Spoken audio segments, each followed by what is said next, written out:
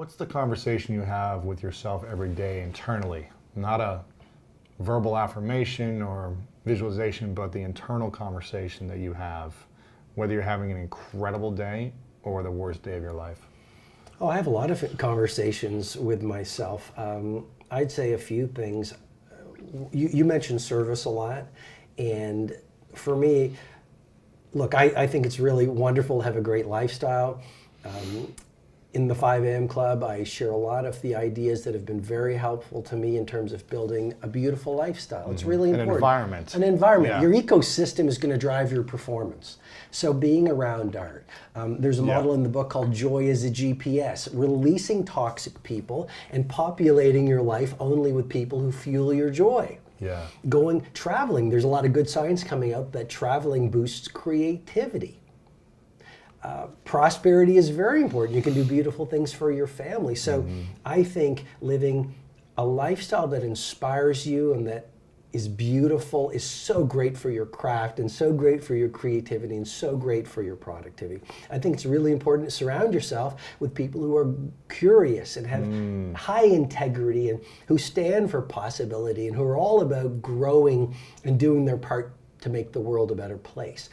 So a lifestyle is important, and my craft is very important to me, much more important than applause. But the dominant thing I work on in conversation is I want to be used by, I don't know what word resonates with you, spirit, source, life, nature, God, whatever that energy is that brings up the sun and allows the trees to grow and the tides to shift and us to breathe.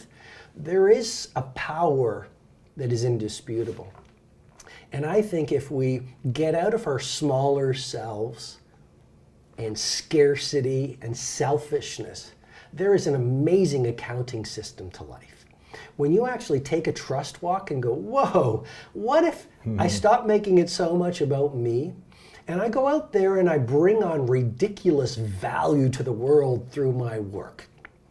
And in every room I'm in, I radiate possibility. And I see the best in people versus hunting for the worst.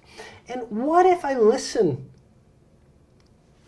to this conversation and say, I'm not Nelson Mandela, I'm not Mother Teresa, I'm not Martin Luther King Jr., but I matter in the world, and I'm alive for a reason, and no matter what my current conditions are today, through small, daily, seemingly insignificant improvements when done consistently over time, I can manufacture a much better career and a much better world.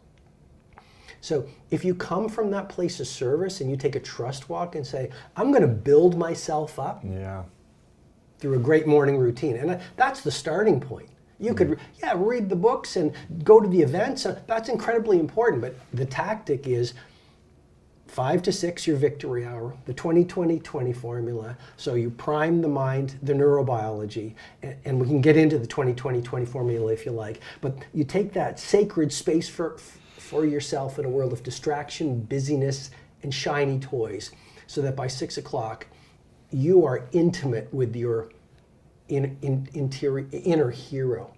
And then you go out in the world and you say, I'm going to just serve and I'm going to help. Yeah. And I think that is what the real titans on the planet do. I think we feel the most fulfilled when we serve and help. I think obviously we want to serve ourselves first to make sure our needs are met and we're taking care of ourselves, like this morning routine. But then once we have filled our cups up, we've got to outpour of love to the world. I think that's what eliminates anger. That's what eliminates depression. That's what eliminates insecurity. Is when we're focused outward, not always insecure about what we're lacking. And I just think it's a powerful thing. There's so many people who are hurting right now, and they just continue to focus on the hurt and what's wrong and victim. But when we take ownership and responsibility for our thoughts, our behaviors, and our actions, and we serve other people and have a bigger mission. Just a lot of that just starts to go away. It's the antidote to depression is service,